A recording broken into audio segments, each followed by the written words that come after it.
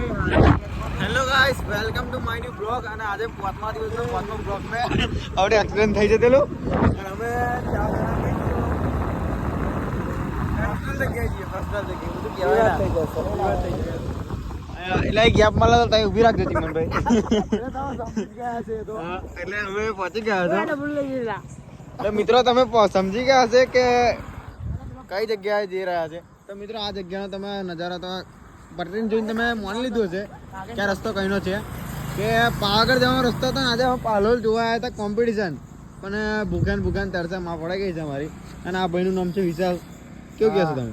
કશું ના આવ્યું પેલો જાય એનું નહીં લેવા તમે કેવું કહેશો ભાઈ? તમે કેવું કહેશો? તો મિત્રો બધા પેશાબ કરવામાં બીજી છે. તો હવે મળીએ પાંચમા દિવસના પાંચમા બ્લોગમાં. Thank you so watching. Bye bye.